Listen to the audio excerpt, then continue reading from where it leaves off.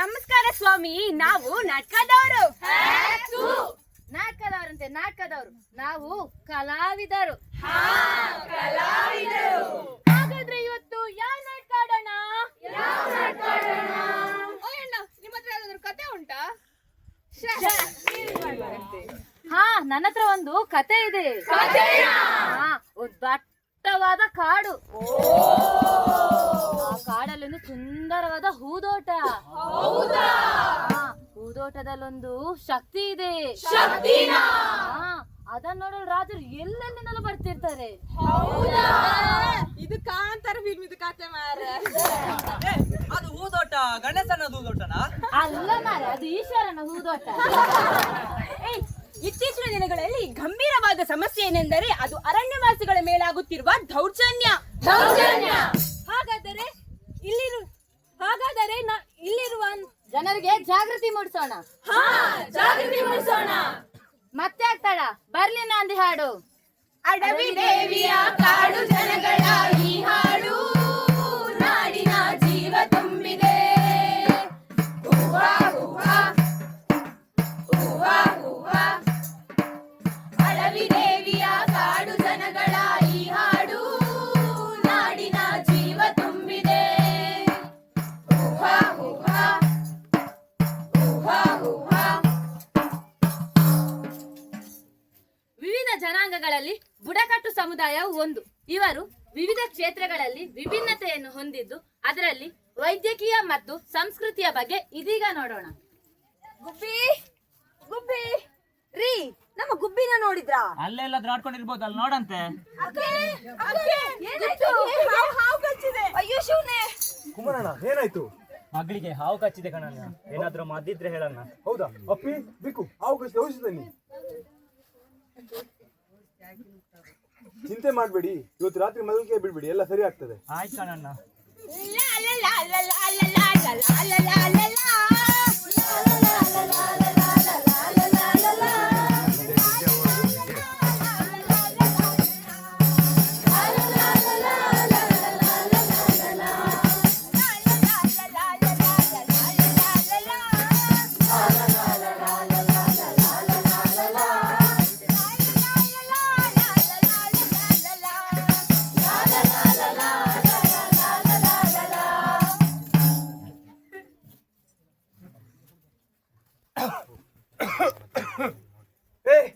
ನಿಲ್ಸ್ರಯ್ಯ, ಎಲ್ಲಿಗ್ರ ಹೋಗಿದ್ರಿ?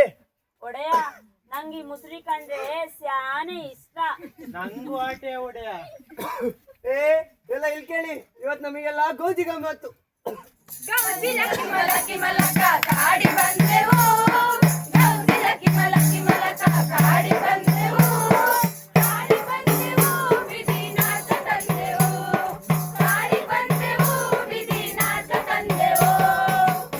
ನಿಲ್ಸಿ, ಇದು ಸಂರಕ್ಷಿತ ಅರಣ್ಯ ಪ್ರದೇಶ. ನೀವು ಇಲ್ಲಿಂದ ತಕ್ಷಣ ಜಾಗ ಖಾಲಿ ಮಾಡದೇ ಇದ್ರೆ ನಿಮ್ಮ ಮೇಲೆ ಅಕ್ರಮ ಕೇಸ್ ಹಾಕ್ತೀನಿ, ತಗೊಳ್ಬೇಕಾಗ್ತದೆ. ಏನು ಹೇಳುತ್ತಿದ್ದಾರೆ ನಮ್ಗೆ? ನಿಲ್ಸ್ರಯ್ಯ, ಯಾಕ್ರೆ ಹೆಂಗ್ ಮಾಡ್ತಾ ಇದ್ದೀರಾ? ಸಾಹೇಬ್ರೆ, ನಮ್ಮ ತಾತ ಮುತ್ತಾತ ಎಲ್ಲ ಇಲ್ಲೇ ಹುಟ್ಟಿ ಇಲ್ಲೇ ಬೆಳೆದವರು. ಈ ನೆಲ ನಮ್ಮದು, ನಾವ್ ಈ ಜಾಗ ಬಿಟ್ಟು ಹೋಗಕ್ಕಿಲ್ಲ. ಹೌದು ಸ್ವಾಮಿ, ಪೂರ್ವಜರ ಕಾಲದಿಂದಲೂ ನಾವು ಇಲ್ಲೇ ಇದ್ದೀವಿ. ಈ ಕಾಡು ನಮ್ಮ ತಾಯಿ. ನಿಲ್ಸಿ, ನಿಮ್ಮನ್ನ ಈ ಜಾಗದಿಂದ ತೆರವು ಮಾಡ್ಬೇಕಂತ ಸರ್ಕಾರದಿಂದ ಆದೇಶ ಹೊರಟಿದೆ. ಈ ಜಾಸ್ತಿ ಮಾತಾಡದೆ ಇಲ್ಲಿಂದ ನಡೀರಿ.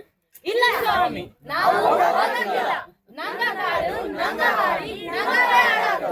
ಸಾಕ್ ನಿಲ್ಸ್ರಯ್ಯ, ನಿಮ್ಮಿಂದ ಇಲ್ಲಿರೋ ಪ್ರಾಣಿ ಪಕ್ಷಿಗಳಿಗೆಲ್ಲ ತೊಂದರೆ. ಇಲ್ಲಿಂದ ತಕ್ಷಣ ಜಾಗ ಖಾಲಿ ಮಾಡದೇ ಇದ್ರೆ ನಿಮ್ಮ ಮೇಲೆ ಲಾಠಿ ಚಾರ್ಜ್ ಮಾಡ್ಬೇಕಾಗುತ್ತೆ. ಹುಷಾರ್. ಒಂದಲ್ಲ ಒಂದು ದಿನ ಈ ಕಾಡಿನ ಜನರೆಲ್ಲ ವಲಸೆಯ ಹೋಗುತ್ತಾರೆ ಅಣ್ಣ, ವಲಸೆಯ ಹೋಗುತ್ತಾರೆ. ಕಾಡು ಮೃಗಗಳ, ಪ್ರಕೃತಿ ಮಾತೆಯ, ನದಿ ತೊರೆಗಳ, ಗೆಡ್ಡೆ ಗೆಣಸುಗಳ ತೊರೆದು ಹೋಗುತ್ತಾರೆ ಅಣ್ಣ, ವಲಸೆಯ ಹೋಗುತ್ತಾರೆ. ಅಂತ ಸುಂದರವಾದ ಪ್ರದೇಶದಲ್ಲಿ ನಮಗಿಷ್ಟ ಬಂದಾಗಿ ನಾವು ಜೀವಿಸುತ್ತಿದ್ದೆವು. ಈ ಬಂಜರು ಪ್ರದೇಶದಲ್ಲಿ ನಾವು ಹೇಗೆ ಜೀವಿಸೋದು? ನಮ್ಮ ದುರ್ವಿಧಿಯೇ. ಈ ವಾತಾವರಣದಲ್ಲಿ ನಮ್ಮವ್ರು ಹೇಗೆ ಬದುಕ್ತಾರೋ ಏನೋ. ಅಮ್ಮ, ಹೊಟ್ಟೆ ತುಂಬಾ ಹಸಿತಿದೆ. ಕಾಡಲ್ಲಾದ್ರೆ ಗೆಡ್ಡೆ ಗೆಣಸು ಯಥೇಚ್ಛವಾಗಿ ಸಿಗುತ್ತಿತ್ತು. ಆದ್ರೆ ಇಲ್ಲಿ ಕುಡಿಯಕ್ಕೆ ನೀರಿಲ್ಲ, ತಲೆ ಮೇಲೊಂದು ಸೂರೂ ಇಲ್ಲ.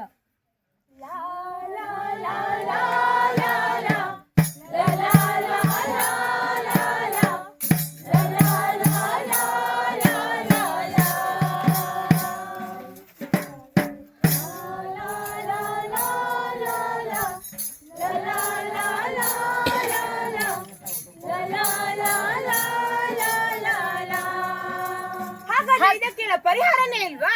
ಯಾಕಿಲ್ಲ, ಖಂಡಿತ ಇದೆ. ಮೊದಲನೇದಾಗಿ ಪೇಸಾ ಕಾಯ್ದೆ. ಈ ಕಾಯ್ದೆ ಪ್ರಕಾರ ನಿಮ್ಮ ಸಮುದಾಯದಲ್ಲಿ ಆಗಬೇಕಾಗಿರುವ ಅಭಿವೃದ್ಧಿ ಹಾಗೂ ಸಂಪನ್ಮೂಲಗಳ ಬಗ್ಗೆ ಚರ್ಚೆ ಮಾಡುವ ಅಧಿಕಾರ ಗ್ರಾಮ ಸಭೆಗೆ ಇದೆ. ಇದರ ಜೊತೆ ಇನ್ನೊಂದು ಕಾಯ್ದೆ ಇದೆ, ಅದುವೇ ವನ್ಯಜೀವಿ ಸಂರಕ್ಷಣೆ ಕಾಯ್ದೆ. ಇದರ ಪ್ರಕಾರ ಯಾವುದೇ ಪ್ರಾಣಿ ಸಂಕುಲಗಳಿಗೆ ಹಾನಿ ಮಾಡುವಂತಿಲ್ಲ ಮತ್ತು ಪ್ರಕೃತಿಯ ಸಮತೋಲನ ಕಾಪಾಡುವುದೇ ತುಂಬಾ ಮುಖ್ಯ. ಇಷ್ಟೇ ಅಲ್ಲ, ಹೈಕೋರ್ಟ್ ಆದೇಶ ಇನ್ನೊಂದು ಆದೇಶವನ್ನು ಹೊರಡಿಸಿದೆ.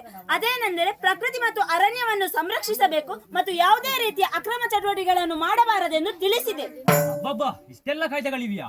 ಇಷ್ಟೇ ಅಲ್ಲ, ಅರಣ್ಯ ಹಕ್ಕಿನ ಕಾಯ್ದೆ 2006 ಇದು ಅರಣ್ಯ ಸಂಪನ್ಮೂಲಗಳನ್ನು ಬಳಸುವ ಹಕ್ಕನ್ನು ನೀಡುತ್ತದೆ. ಅಷ್ಟೇ ಅಲ್ಲದೆ ಜೀವನ ಮತ್ತು ಜೀವನೋಪಾಯವನ್ನು ಸುಧಾರಿಸಲು ಇದು ಸಹಾಯಕವಾಗಿದೆ. ಹಾಗಾದ್ರೆ ಮತ್ತೆ ತಡ, ನಡೀರಿ, ನಮ್ಮ ಹಕ್ಕನ್ನ ಪಡೆಯೋಣ, ನಮ್ಮ ಕಾಡನ್ನ ಕೇಳೋಣ, ನಡೀರಿ. ಯುವಜನ ಮಿತ್ರರೇ, ಚಿತ್ತವಿಟ್ಟು ಕೇಳಿ. ಚಿತ್ತವಿಟ್ಟು ಕೇಳಿ.